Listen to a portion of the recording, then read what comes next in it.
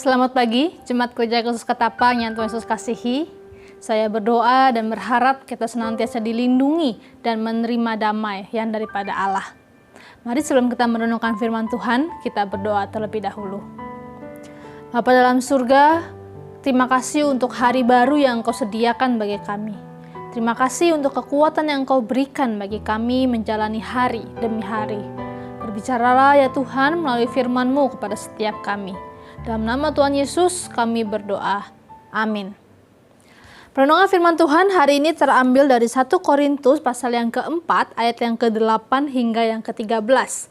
Namun saya akan membacakan ayat yang ke-11 sampai yang ke-13. Demikianlah firman Tuhan. Sampai pada saat ini kami lapar, haus, telanjang, dipukul, dan hidup mengembara. Kami melakukan pekerjaan tangan yang berat.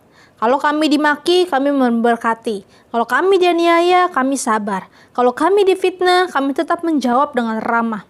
Kami telah menjadi sama dengan sampah dunia, sama dengan kotoran dari segala sesuatu sampai pada saat ini. Apa kesan Bapak Ibu, Saudara-saudari sekalian ketika membaca bagian ayat firman Tuhan ini? Apakah begitu keras, begitu mengerikan, atau apa?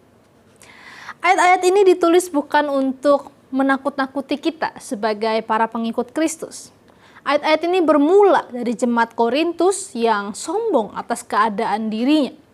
Jemaat Korintus merasa dirinya jauh lebih berhikmat daripada para rasul termasuk Paulus. Kita bisa melihat itu di ayat yang ke-8 di mana Paulus menyindir sikap jemaat Korintus yang mengatakan diri mereka kenyang, kaya, dan telah menjadi raja. Artinya, mereka merasa diri paling berhikmat dan seolah layak menjadi seorang raja. Menariknya, Paulus menanggapi kesombongan mereka ini bukan dengan membandingkan kehebatan dan prestasi Paulus sebagai rasul ataupun sebagai murid dari seorang guru besar Gamaliel yang terpandang pada waktu itu.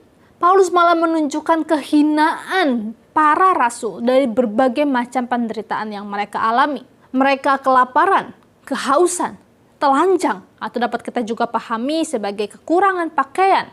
Mereka dipukul atau dianiaya, hidup mengembara, dan melakukan pekerjaan tangan yang berat. Ya, Paulus memang bekerja sebagai pembuat tenda yang tergolong sebagai pekerjaan rendahan untuk memenuhi kebutuhan dirinya maupun orang lain. Semua penderitaan yang Paulus sebutkan di bagian ini, menurut kacamata dunia, memang dianggap sebagai hal yang rendah dan hina. Namun dari kacamata iman, di dalam Yesus Kristus, Paulus mengatakan ini adalah sebuah kekuatan. Mengapa bisa demikian? Di 2 Korintus pasal ke-12 ayat yang 9, Paulus menjelaskan bahwa justru di dalam kelemahan itulah kuasa Allah menjadi sempurna. Karena di sanalah ada kuasa Kristus yang turun menaungi dirinya. Dengan kekuatan Kristus itulah Paulus dan para rasul dapat meresponi berbagai macam penderitaan itu dengan cara yang juga tidak masuk akal di dalam budaya waktu itu. Mereka meresponinya dengan memberkati, sabar, dan menjawab dengan ramah.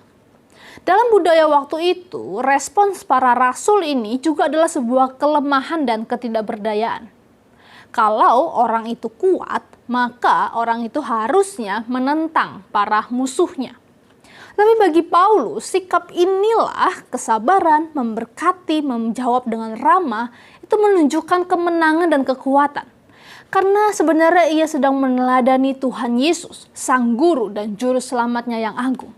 Yang rela direndahkan hingga mati terkutuk di atas kayu salib, sebagai wujud kemenangannya di hadapan Bapanya. Itulah alasan Paulus menutup bagian ini dengan berkata, kami telah menjadi sama dengan sampah dunia, sama dengan kotoran dari segala sesuatu sampai pada saat ini. Dengan kata lain, ia memang tidak memperdulikan harga diri, popularitas, dan hikmat dunia yang semu. Ia jauh lebih mengejar sesuatu yang berharga, yaitu berkenan di hadapan Allah. Terima kasih Tuhan Yesus, dari bagian firman Tuhan ini kita belajar untuk berhati-hati agar tidak terjebak dengan kekuatan semu yang ditawarkan oleh dunia. Harta, tahta, nama, seolah-olah membawa kebahagiaan buat kita. Kita nggak suka dengan yang namanya penderitaan, penganiayaan, dikucilkan. Tapi Bapak Ibu saudara sekalian, dengarkanlah firman Tuhan hari ini. Kalau penderitaan itu merupakan akibat dari iman kita kepada Tuhan Yesus, maka itu sebenarnya layak untuk diperjuangkan. Karena sesungguhnya Kristuslah harta kita yang paling berharga dan bernilai kekal. Dan kiranya Roh Kudus menolong kita di dalam menjalani hari-hari ke depan untuk tetap setia dan tetap berjuang demi kemuliaan-Nya. Amin. Mari kita berdoa. Ya Bapa, terima kasih untuk firman-Mu yang sekali lagi meneguhkan kami di dalam perjalanan iman ini. Tolong kami agar tidak terjebak dengan kesenangan semu yang ditawarkan dunia ini, melainkan dengan mata rohani yang memandang padamu. Kami mau Engkau pakai menjadi saksi-saksi-Mu di tengah apapun kondisi kami hari ini. Terima kasih ya Tuhan, hanya dalam nama-Mu Tuhan Yesus kami sudah berdoa. Amin.